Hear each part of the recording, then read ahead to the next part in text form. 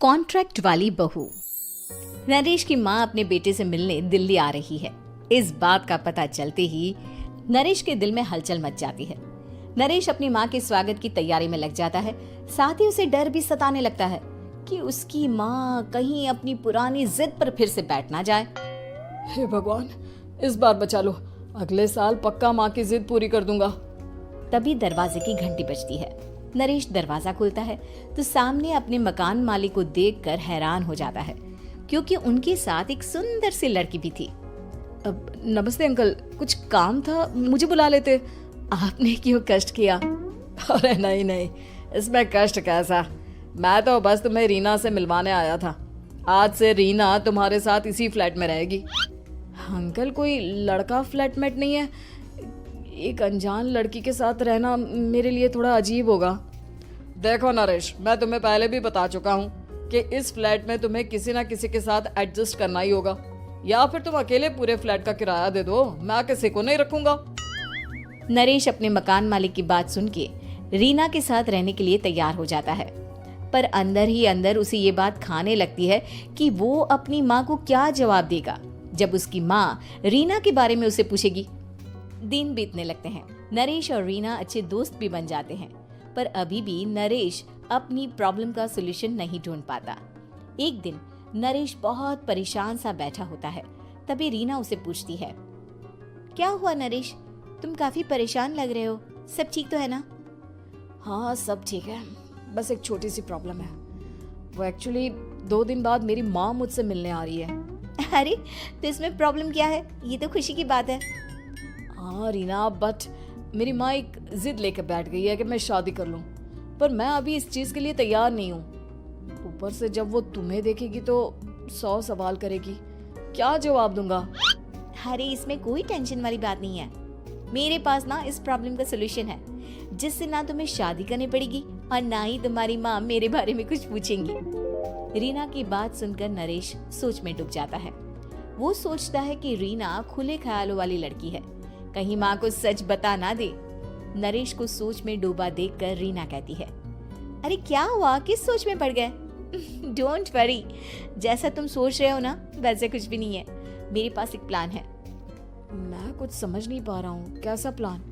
मैं समझाती हूँ। हम ना एक कॉन्ट्रैक्ट मैरिज कर लेते हैं। फिलहाल मेरे पास जॉब नहीं है, तो तुम इस रूम का किराया दे देना जब तक तुम्हारी माँ यहाँ रहेंगी, सिर्फ तब तक। और तुम अपनी माँ से कह देना कि मैं तुम्हारी पत्नी हूँ, इससे वो मेरे यहाँ रहने पर कोई सवाल भी नहीं करेंगी। अरे बात तुम्हारी ठीक है, पर माँ से झूठ बोलना, ना ना पापा, मैं ये रिस्क नहीं ले सकता।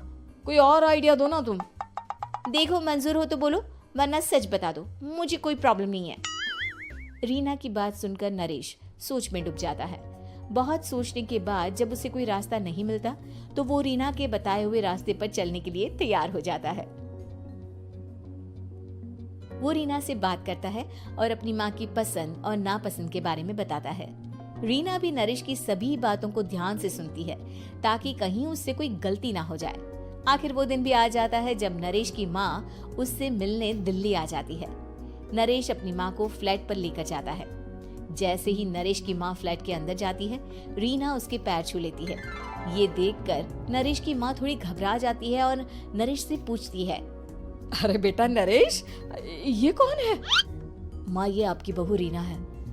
माफी चाहता हूँ, सब कुछ इतनी जल्दी में हुआ कि आपको बता ही नहीं पाया, इसलिए सोचा कि क्यों ना आपको सरप्राइज दिया जाए। अरे बेटा, मैं तो बस तेरा घर बसा हुआ देखना चाहती थी। हाँ, बहुत अरमान थे अपनी इकलौते बेटी की शादी को लेकर, लेकिन कोई बात नहीं, शायद किस्मत को यही मंजूर होगा। ये कहते ही नरेश की माँ रीना को गले लगा लेती है। रीना बेटिया, मेरा बेटा ना थोड़ा नादान है, पर तुम काफी समझदार लगती हो, और मैं जानती हूँ कि तुम इसका बहुत अच्छे से ध्यान रखोगी। माँ आप चिंता मत कीजिए, मैं सब संभाल लूंगी। नरेश की माँ अपने बहू और बेटे के साथ खुशी खुशी रहने लगती है। दिन बीतने लगते हैं।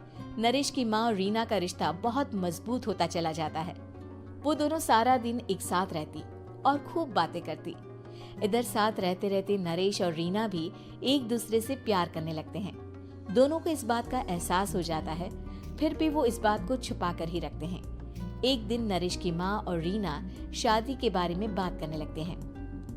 रीना बिटिया, ये तो नरेश ने मुझे बिना बताए शादी कर ली, वरना मैं तो अपनी इकलौती बेटी की शादी इतनी धूमधाम से करती कि सारी दुनिया देखती रह जाती। अच्छा माँ, आप ऐसा भी क्या करती नरेश और मेरी शादी में जो दुनिया देखती रह जाती?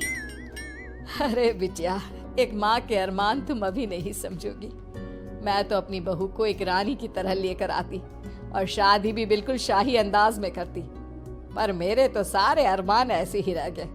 खैर, मुझे तो अपने बेटे और बहू की खुशी चाहिए बस। ये कहते हुए नरेश की माँ की आंखों में आंसू आ जाते हैं। रीना भी ये सुनकर ख्यालों में खो जाती है, क्योंकि वो भी मन ही मन खुद को नरेश की पत्नी और उसकी माँ की बहू मानने लगी थी।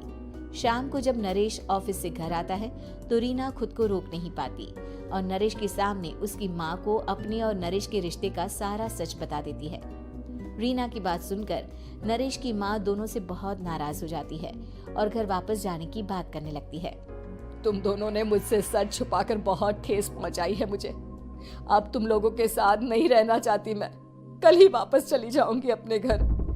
माँ, मुझे माफ कर दो, ये सब मैंने रीना के कहने पर ही किया है, वरना मैं भी आपको कभी ठेस पहुंचाने के बारे में सोच भी नहीं सकता। हाँ माँ, हमने ये सिर्फ आपका दिल रखने के लिए किया, प्लीज हम दोनों को माफ कर दीजिए। तुम दोनों ने मेरे अरमानों के साथ खिलवाड़ किया है, और वैसे भी मुझे अपने बेटे के लिए एक अच्छी लड़की ढूंढनी है, इसलिए मेरा यहाँ से जाना ही बेहतर होगा।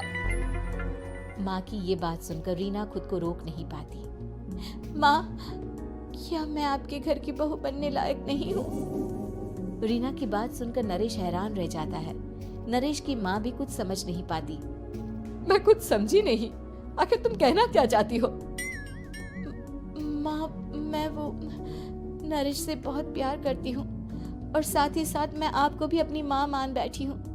आज जब आपकी बातें सुनी तो खुद को रोक नहीं पाई, इसलिए सारा सच आपको बता दिया।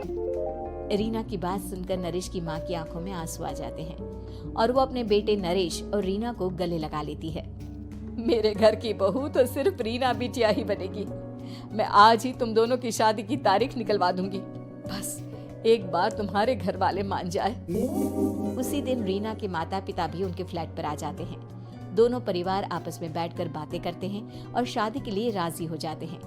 रीना भी कॉन्ट्रैक्ट फाड़ देती है और कहती है, सही मायने में मैं अब बहू बनूंगी, अब तक तो सिर्फ कॉन्ट्रैक्ट वाली बहू थी।